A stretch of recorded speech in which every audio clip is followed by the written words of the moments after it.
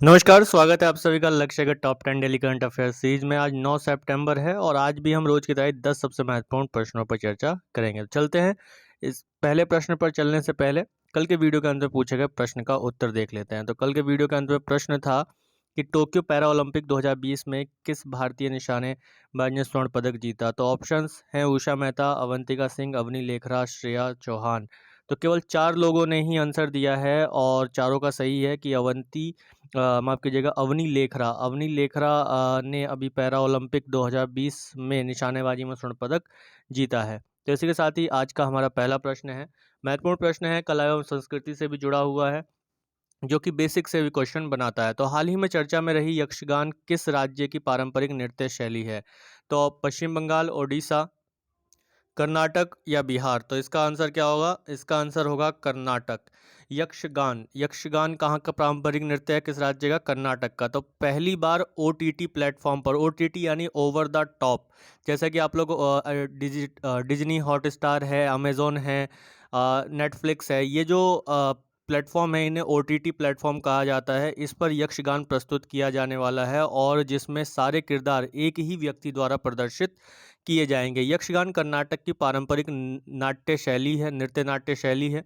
इसकी विषय वस्तु पौराणिक धार्मिक कथाएं हैं, यानी कि जो पौराणिक कथाएं हैं उनके उसको इसमें प्रस्तुत किया जाता है नृत्य और नाटक के द्वारा। इन्हीं पौराणिक कथाओं को भाव के रूप में व्यक्त करने के लिए कथा वस्तु में गीत एवं संगीत को भी जोड़ा जाता है। यक्ष का शाब्दिक अर्थ क्या होता है? यक्ष के गीत, यानी कर्नाटक में यक्षगान की पारंपरिक परंपरा लगभग 800 वर्ष पुरानी है। कितने? 800 वर्ष पुरानी है। इसमें संगीत की अपनी शैली होती है, जो कि भारतीय शास्त्रीय संगीत, कर्नाटक और हिंदुस्तानी शैली दोनों से अलग है। यानी कि जो कर्नाटक शैली है और हिंदुस्तानी शैली है, उससे यह इसकी इसकी जो शैली है, संगीत की शैली है, वो अलग होती है। अगर हम देखें तो भारत में 2 शास्त्रीय संगीत शैलियाँ हैं, एक कर्नाटक शैली है और एक हिंदुस्तानी शैली है। हिंदुस्तानी शैली मुख्य रूप से जो देखी जाती है वो उत्तर भारत में देखी जाती है और जो कर्नाटक शैली है वो दक्षिण भारत के पारंपरिक नृत्यों में देखी जाती है। इसी के साथ ही अगर आगे बढ़ें तो यह संगीत, नृत्य, भाषण, वेशभूषा का एक समृद्ध कलात्मक मिश्रण है और इस कला में संगीत, नाटक के साथ साथ नैतिक शिक्षा और जन मनोरंजन जैसी विशेषताओं को भी महत्व दिया जाता है। यक्षगान की कई समानांतर शैलियां हैं जिनकी प्रस्तुति आंध्र प्रदेश, केरल, तमिलनाडु और महाराष्ट्र में की जाती है, जो इसके समान है। तो इस प्रकार यक्षगान किस राज्य से संबंधित है? कर्नाटक से संबंधित है। इस प्रकार के प्रश्न और इससे संबंधित प्रश्न कई बार पूछे जा चुके हैं, यक्षगान को भी कई बार पूछा गया है। तो इसी के साथ ही चलते हैं वीडियो के अगले और एक और महत्वपूर्ण प्रश्न पर। नोट डाउन कीजिएगा, पॉइंट्स बनाइएगा और क्वेश्चंस को भी नोट डाउन कीजिएगा। केवल क्वेश्चन नोट डाउन करके आंसर मत लिखिएगा, जो एक्सप्लेनेशन मैं यहाँ पे दे रहा हूँ आप लोगों को उसको भी नोट डाउन कीजिएगा, क्योंकि क्वेश्चंस जो हैं आपके क्रिएट एक्सप्लेनेशन से ही होते हैं। तो चलते हैं अगले प्रश्न पर कि कौन सा राज्य भारत का पहला ड्यूगोंग संरक्षण रिजर्व स्थापित करेगा। ड्यूगोंग संरक्षण रिजर्व स्थापित करेगा ओडिशा, तमिलनाडु, केरल या आंध्र प्रदेश। तो इसका आंसर क्या होगा? इसका आंसर होगा तमिलनाडु राज्य। तो तमिलनाडु सरकार ने अभी हाल ही में दक्षिण पूर्वी तट पर पाक खाड़ी में भारत का पहला ड्यूगोंग संरक्षण रिजर्व स्थापित करने की योजना की घोषणा की है। ड्यूगोंग एक जीव है जो कि मुख्य रूप से मन्नार की खाड़ी और पाक की जल संधि में पाया जाता है। आप भारत के मानचित्र पर देखेंगे तो हम यहाँ पर देखते हैं पाक जल संधि है, जो कि बंगाल की खाड़ी और मन्नार की खाड़ी को जोड़ता है। तो इसका जो क्षेत्र है वो जो ड्यूगोंग जीव है ये कहाँ पाया जाता है? इस क्षेत्र में पाया जाता है। कहाँ पर? मन्नार की खाड़ी और पाक की खाड़ी में यह पाया जाता है। तो ड्यूगोंग, जिसे सी काऊ यानी कि समुद्री गाय भी कहा जाता है, यह लुप्त प्राय समुद्री स्तनपायी है। इसे यह निवास के इसका जो नुकसान हुआ है वो किस वजह से हुआ है? इसके निवास के नुकसान की वजह से हुआ है। समुद्री प्रदूषण और समुद्री घास के नुकसान के कारण ये विलुप्त होने का सामना कर रहा है। ड्यूगोंग मन्नार की खाड़ी और तमिलनाडु में पाक की खाड़ी में पाया जाता है। मन्नार की खाड़ी तमिलनाडु के दक्षिण पूर्व छोर और पश्चिमी श्रीलंका के बीच एक उथला समुद्री खाड़ी है। समुदाय की भागीदारी की मदद से सरकार इस प्रजाति को इस प्रजाति की रक्षा के लिए मन्नार की खाड़ी और पाक की खाड़ी में एक ड्यूगोंग समुद्री संरक्षण रिजर्व का निर्माण करेगी। समुदाय की भागीदारी मतलब जो वहाँ पे मछुआरे हैं और जो लोग हैं उनकी सहायता से उस क्षेत्र को ड्यूगोंग समुद्री संरक्षण रिजर्व के रूप में निर्माण करेगी, ताकि इसका यानी कि समुद्री गाय का संरक्षण किया जा सके। तो पाक की खाड़ी में 500 मीटर के क्षेत्र में समुद्री संरक्षण रिजर्व स्थापित किया जाएगा, किसके लिए? ड्यूगोंग के लिए। तो जानते हैं ड्यूगोंग क्या है। तो ड्यूगोंग एक समुद्री स्तनपायी है और यह सेरेनिया क्रम की एकमात्र जीवित प्रजाति है। यह स्तनपायी समुद्री घास के कारण तटीय निवास स्थान तक ही सीमित है, जो उसके आहार का प्रमुख हिस्सा है। यानी कि गहरे समुद्रों में ये नहीं पाई जाती, बल्कि तटीय इलाकों में पाई जाती है, उथले इलाकों में पाई जाती है, क्योंकि वहाँ पर समुद्री घास बड़े पैमाने पर होती है।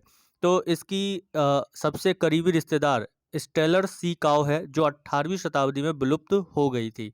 IUCN में ड्यूगोंग को विलुप्त होने वाली प्रजातियों के लिए कमजोर यानी कि सुवेद्य के रूप में सूचीबद्ध किया गया है। तो ये चित्र में आप देख सकते हैं ड्यूगोंग कुछ इस प्रकार की एक समुद्री जीव है। तो चलते हैं वीडियो के अगले और एक और महत्वपूर्ण प्रश्न पर कि हाल ही में भारत के किस राज्य में इंसेफ्लाइटिस का प्रकोप देखा जा रहा है? उत्तर प्रदेश, हरियाणा, मध्य प्रदेश, झारखंड। तो इसका उत्तर क्या होगा? इसका उत्तर होगा उत्तर प्रदेश। तो अभी हाल ही में स्क्रब फाइसस का प्रकोप भी देखा गया था, जो कि पिछली वीडियो में मैंने उसके बारे में आप लोगों को बताया था।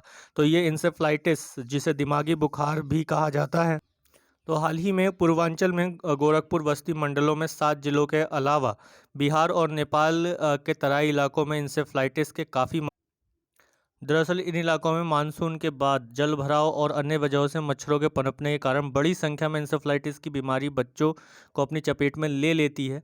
इसे दिमागी बुखार भी कहा जाता है, क्योंकि ये इंसान के दिमाग से जुड़ी एक गंभीर बीमारी है। इंसेफ्लाइटिस क्या है? इंसेफ्लाइटिस को प्राय जापानी बुखार भी कहा जाता है, क्योंकि यह जापानी इंसेफ्लाइटिस नामक वायरस के कारण होता है। इसके अतिरिक्त अगर देखें तो यह एक प्राणघातक संक्रामक बीमारी है, जो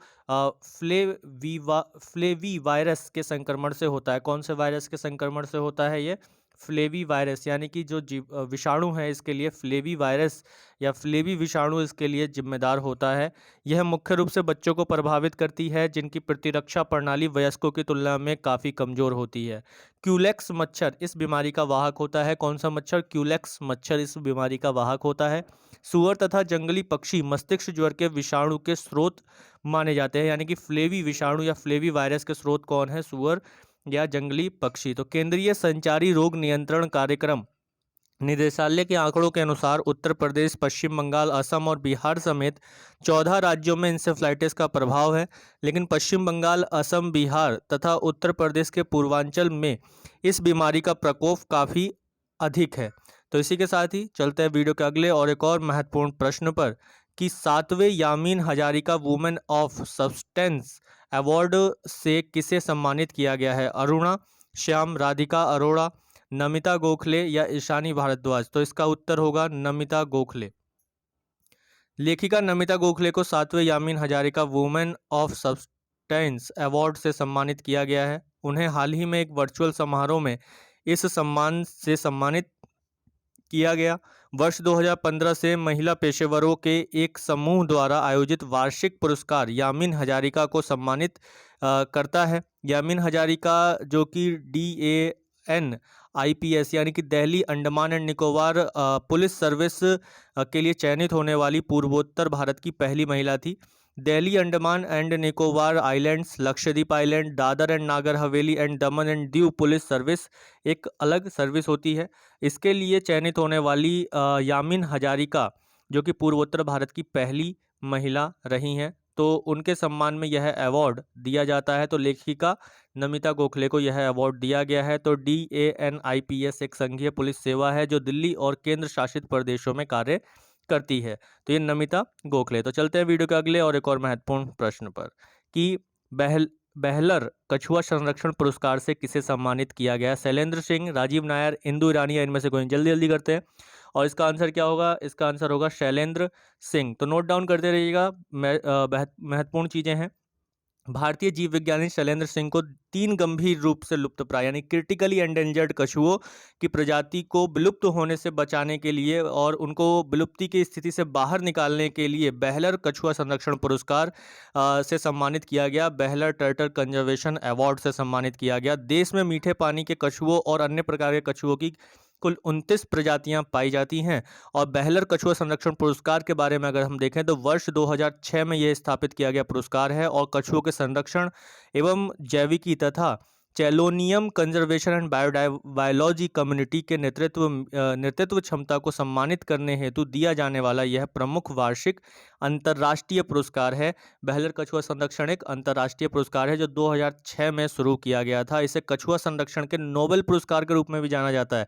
किस पुरस्कार के रूप में भी जाना जाता है? नोबेल पुरस्कार के रूप में भी जाना जाता है। कछुआ संरक्षण के नोबेल पुरस्कार में किसे जाना जाता है? बेहलर कछुआ संरक्षण को जाना जाता है। इसी तरीके से देखें तो बेहलर कछुआ संरक्षण पुरस्कार कछुआ संरक्षण में शामिल कई वैश्विक निकायों जैसे turtle survivor alliance, IUCN, SSC कच्छप और मीठे पानी में कछुआ विशेषज्ञ समूह, कछुआ संरक्षण तथा कछुआ संरक्षण कोष द्वारा प्रदान किया जाता है। वर्तमान संदर्भ में 3 गंभीर रूप से लुप्तप्राय कछुओं को देश के विभिन्न हिस्सों में TSA यानी कि टर्टल सर्वाइवर अलायंस इंडिया के संरक्षण, प्रजनन और शिक्षा कार्यक्रम के एक भाग के रूप में संरक्षित किया जा रहा है। नॉर्दर्न रिवर टेरापिन को समुद्र सुंदरवन में संरक्षित किया जा रहा है। वहीं चंबल में रेड क्राउन रूफ टर्टल को संरक्षित किया जा रहा है। तो असम के विभिन्न मंदिरों में ब्लैक सॉफ्ट सेल टर्टल को संरक्षित किया जा रहा है। ये वो 3 प्रजातियां हैं कछुओं की जिन्हें अभी शैलेंद्र सिंह को इनको संरक्षित करने के लिए सम्मानित किया गया है। जान लेते हैं इन कछुओं के बारे में कि विश्व स्तर पर इनकी क्या स्थिति है। तो नॉर्दर्न रिवर टेरापिन, इनका पारिस्थितिकी क्षेत्र या प्राकृतिक आवास क्या है? सुंदरवन है। ये मुख्य रूप से कहाँ पाए जाएंगे? सुंदरवन में पाए जाएंगे। इसके अतिरिक्त इस चित्र में आप देख सकते हैं ये नॉर्दर्न रिवर टेरापिन का चित्र है जो कि कछुए की एक प्रजाति है और इसके साथ ही IUCN की रेड लिस्ट में ये गंभीर रूप से संकटाग्रस्त है यानी कि क्रिटिकली एंडेंजर्ड की लिस्ट में ये आता है। और साइट्स में ये है अपेंडिक्स 1 यानी कि परिशिष्टि 1 में है। और वही वन्यजीव संरक्षण अधिनियम, भारत के वन्यजीव संरक्षण अधिनियम 1972 की अनुसूची 1 में इसे रखा गया है। यानी कि इसका शिकार करना, इसको पालना या फिर इसका अवैध व्यापार करना, ये सब क्या है? दंड के पात्र अपराध हैं। इसी के साथ ही रेड क्राउन रूफ टर्टल, इसके बारे में देखें तो यह ऐतिहासिक रूप से यह प्रजाति भारत और बांग्लादेश दोनों में गंगा नदी में पाई जाती है और यह ब्रह्मपुत्र बेसिन में भी मुख्य रूप से पाई जाती है। वर्तमान में भारत में राष्ट्रीय चंबल नदी घड़ियाल अभ्यारण्य, कौन सा अभ्यारण्य? राष्ट्रीय चंबल नदी घड़ियाल अभ्यारण्य इस प्रजाति की पर्याप्त आबादी वाला एकमात्र क्षेत्र है। IUCN की रेड लिस्ट में देखें तो ये भी क्रिटिकली एंडेंजर्ड है यानी गंभीर रूप से संकटाग्रस्त है और साइट्स की प्रशिष्टि 2 में आता है। और वन्यजीव संरक्षण अधिनियम 1972 भारत में इसे अनुसूची 1 में रखा गया है। तो ये आप देख सकते हैं रेड क्राउन रूफ टर्टल, यानी कि इसको रेड क्राउन रूफ टर्टल इस वजह से भी कहा जाता है क्योंकि आप देख रहे हैं इसके सिर पर लाल कलर की धारियाँ होती हैं और एक लाल कलर का धब्बा टाइप का होता है, रंग होता है, जिसकी वजह से इसे रेड क्राउन रूफ टर्टल कहा जाता है। इसी के साथ ही चलते हैं अगले पृष्ठ पर और देखते हैं ब्लैक सॉफ्ट सेल कछुआ के बारे में। तो ये पूर्वोत्तर भारत और बांग्लादेश में मंदिरों के तालाबों में पाया जाता है। कहाँ? पूर्वोत्तर भारत और बांग्लादेश के मंदिरों के तालाबों में ये पाया जाता है। इसका वितरण सीमा में ब्रह्मपुत्र नदी और उसकी सहायक नदियां भी शामिल होती हैं। रेड लिस्ट में अगर देखें तो ये भी क्रिटिकली एंडेंजर्ड है और साइट्स के परिशिष्टि 1 में है ये, लेकिन वन्यजीव संरक्षण अधिनियम 1972 में इसे कोई संरक्षण नहीं दिया गया है। ये चित्र है किसका? ब्लैक सॉफ्ट सेल कछुआ का। तो इसी के साथ ही चलते हैं वीडियो के अगले और एक और महत्वपूर्ण प्रश्न पर। नोट डाउन करते रहिएगा, आपके लिए बहुत अच्छा रहेगा कि हाल ही में सुर्खियों में रहा चुनार का किला किस राज्य में है? उत्तर प्रदेश, बिहार, मध्य प्रदेश, राजस्थान। तो इसका उत्तर क्या होगा? इसका उत्तर होगा उत्तर प्रदेश। वाराणसी चुनार क्रूज सेवा, कौन सा? वाराणसी चुनार क्रूज सेवा 5 सितंबर 2021 को शुरू हुई और इसने वाराणसी के पर्यटन सुविधाओं में एक नया आयाम जोड़ा। यह क्रूज सेवा गंगा नदी में वाराणसी से मिर्ज़ापुर के ऐतिहासिक चुनार किले तक संचालित होगा।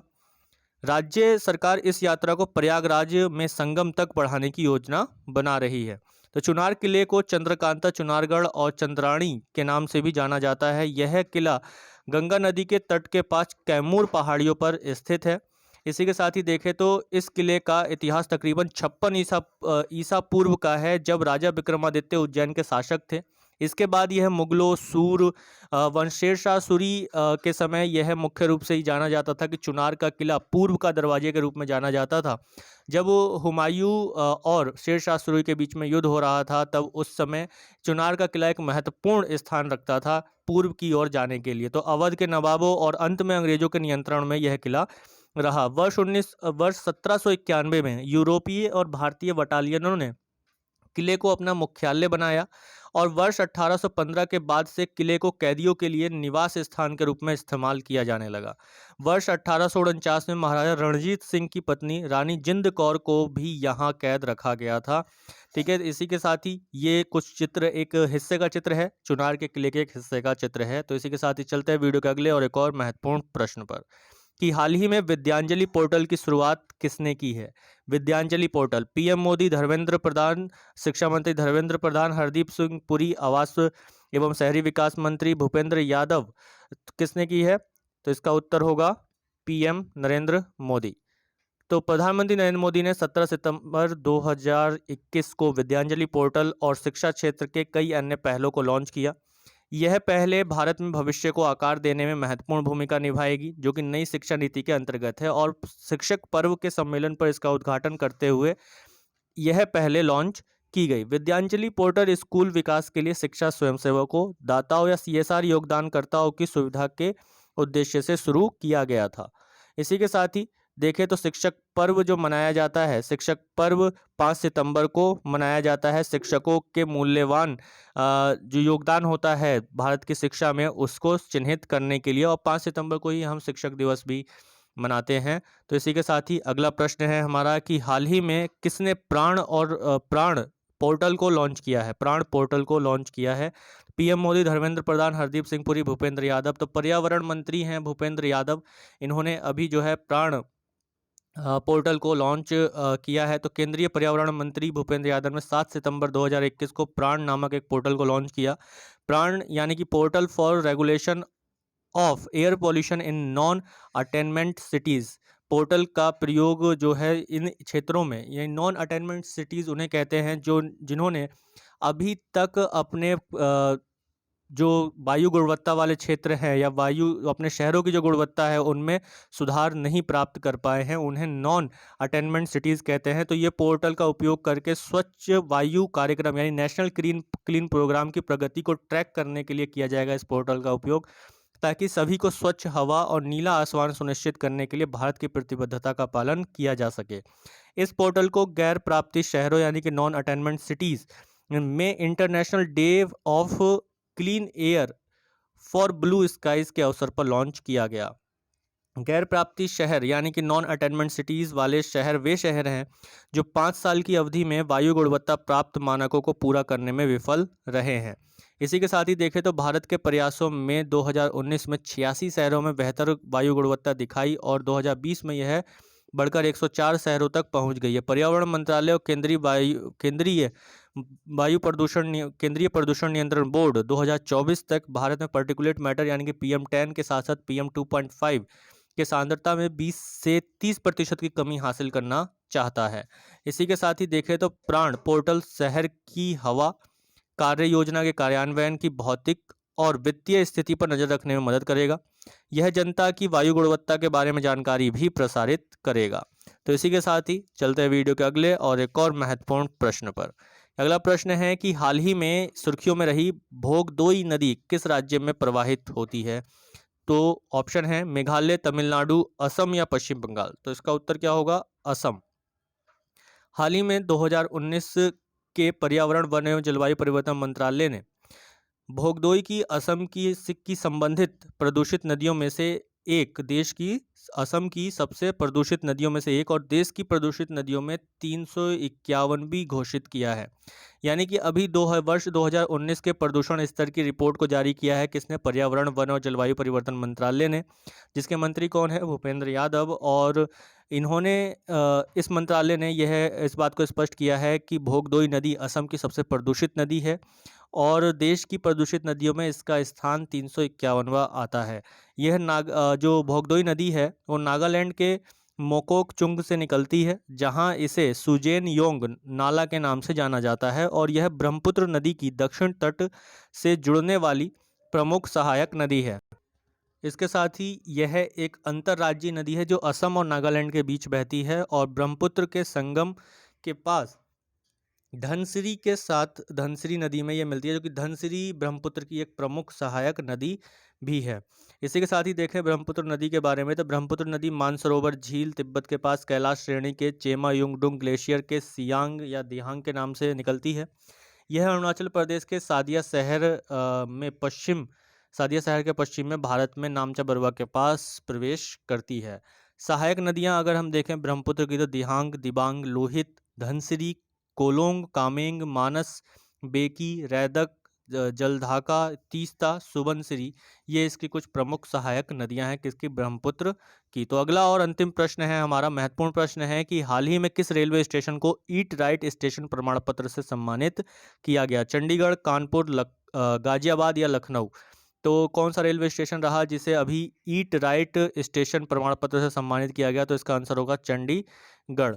तो अभी हाल ही में भारतीय रेलवे के चंडीगढ़ स्टेशन को यात्रियों को उच्च गुणवत्ता वाला पौष्टिक भोजन उपलब्ध कराने के लिए 5 स्टार ईट राइट स्टेशन प्रमाण पत्र से सम्मानित किया गया।